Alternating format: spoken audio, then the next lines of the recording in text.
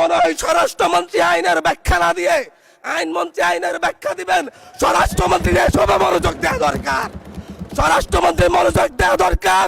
সারা দেশে কোথায় কোথায় সন্ত্রাসীরা রয়েছে সেই সকল সন্ত্রাসীদের তালিকা করে তাদেরকে বিচারের ব্যবস্থা করা দরকার। স্বরাষ্ট্রমন্ত্রীর উচিত ধন্যবাদ মাননীয় সদস্য। নেতাকর্মীরা হত্যার শিকার হয়েছে তাদের বিচারের ব্যবস্থা করা দরকার। ধন্যবাদ মাননীয় সদস্য। এই ইলেকশনে ভোট ডাকাতি দেখেছি, আমার ঘরে বড় হামলা করা হয়েছে। আমি কি এই ইলেকশনের জন্য নিজের রক্ত জড়িয়েছি? আমি আজকে স্বরাষ্ট্রমন্ত্রী আছেন, মাননীয় প্রধানমন্ত্রী আছেন, আমি এখানে প্রশ্ন করি আমি কি রক্ত জড়িয়েছি? আমরা রক্ত জড়িয়েছি বলে আপনারা আজকে সংসদে প্রধানমন্ত্রী স্বরাষ্ট্রমন্ত্রী হয়েছেন। রক্ত ঝরার পরে রক্ত জড়িয়ে গুলিবিদ্ধ হয়ে 3 দিনের মাথায় গুলিবিদ্ধ হয়ে দয়া করে থামুন মাননীয় সংসদ সদস্য, আপনার বক্তব্য অব্যাহত রাখুন। 144 ধারার মধ্যে আবার নিজেই গুলিবিদ্ধ পা দিয়ে বের হয়ে গিয়ে সংবাদ সম্মেলন করে বলেছি আবার রাস্তায় নামুন, হাসিনা পতন হতে হবে। আমরা বলেছি নতুন বাংলাদেশ দিব। আমরা নতুন বাংলাদেশ আবার প্রতারণার রাজনীতি দেখতে চাই না, প্রবঞ্চনার রাজনীতি দেখতে চাই না। যেই গণভোটের পক্ষে আমাদের মাননীয় প্রধানমন্ত্রী প্রচারণা চালিয়েছেন, যে আদেশের পক্ষে মাননীয় সরকার দলীয় সংসদ সদস্যরা প্রচারণা চালিয়েছেন, আজকে এখানে সেই কেন এটা নিয়ে আবার দীর্ঘ আলোচনা হতে হবে। আমরা 90-এর গণঅভ্যুত্থানের কথা বলে যাই নাই। 3 জোটের রূপরেখা হয়েছে, বাংলাদেশ গণতান্ত্রিক ভাবে উত্তীর্ণ হবে কথা দেওয়া হয়েছিল, কিন্তু 94 সালের মাগুরার নির্বাচন কারা আয়োজন করেছিল? কারা 94 সালে মাগুরার নির্বাচন আয়োজন করেছিল? আজকে আবার এই সংসদে দাঁড়িয়ে আবার এমন একটা ব্যবস্থা নিয়ে যাচ্ছেন, আরেকবার যে মাগুরার নির্বাচন আয়োজন করবেন না এর নিশ্চয়তা কে দিবে? এর নিশ্চয়তা কে দিবে? আমি আমার সবচাইতে কম বয়সী প্রার্থী হিসাবে নিজের প্রার্থীটা জমা দিয়ে এলাকায় গিয়েছি প্রচারণা করতে। 3বার হামলা শিকার হতে হয়েছে।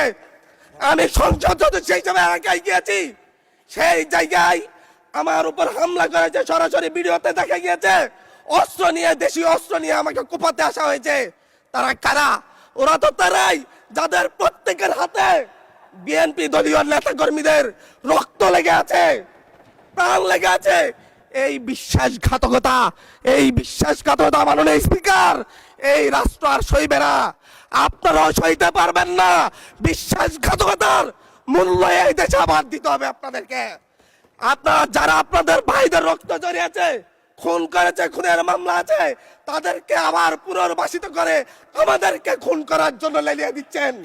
চট্টগ্রাম থেকে এক সাংগঠনিক নেতাকে পাঠিয়েছে অস্ত্র সহ আমাদের লোকজনের উপর হামলা করতে। ভোটের দিন সকালবেলা থেকে প্রত্যেকটা ভোট কেন্দ্রে অস্ত্র দিয়ে মহড়া দিয়েছে। 30টা ভোট কেন্দ্রে এনসিপির প্রার্থী, বিএনপি 2জন বিদ্রোহী প্রার্থী সহ কারো এজেন্টকে ঢুকতে দেওয়া হয় নাই। এটার জন্য কি আমরা আমাদের রক্ত জড়িয়েছি?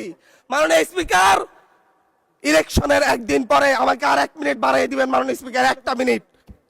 মাননীয় স্পিকার, ইলেকশনের পর দিন এক নারী অভিযোগ করেছেন, এক নিরীহ নারী, ওনাকে ধর্ষণ করা হয়েছে শুধুমাত্র শাপলাগড়িতে ভোট দেওয়ার কারণে। 1 ঘন্টার মধ্যে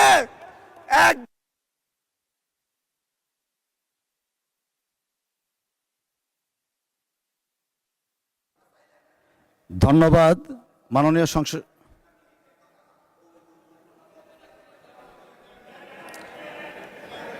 আচ্ছা ঠিক আছে, 1 মিনিটের মধ্যে সংক্ষিপ্ত শেষ করবেন, 1 মিনিট। মাননীয় স্পিকার, একজন ভুক্তভোগী নারী অভিযোগ করেছে ওনাকে ধর্ষণ করা হয়েছে শাপলাগড়িতে ভোট দেওয়ার কারণে। সার্কেল এসপি 1 ঘন্টার মধ্যে বলেছে এই ধরনের কোনো ঘটনা ঘটে নাই।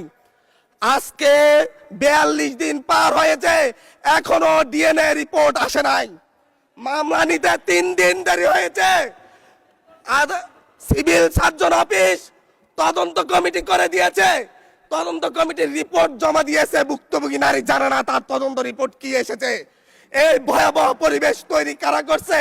আমার মনে হয় স্বরাষ্ট্রমন্ত্রী আইনের ব্যাখ্যা না দিয়ে আইনমন্ত্রী আইনের ব্যাখ্যা দিবেন। স্বরাষ্ট্রমন্ত্রীর এসবে মনোযোগ দেওয়া দরকার। স্বরাষ্ট্রমন্ত্রী মনোযোগ দেওয়া দরকার।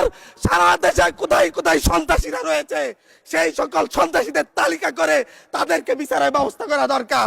স্বরাষ্ট্রমন্ত্রীর উচিত ধন্যবাদ মাননীয় সদস্য। নেতা কর্মীরা হত্যার শিকার হয়েছে তাদের বিচারের ব্যবস্থা করা দরকার। ধন্যবাদ মাননীয় সদস্য।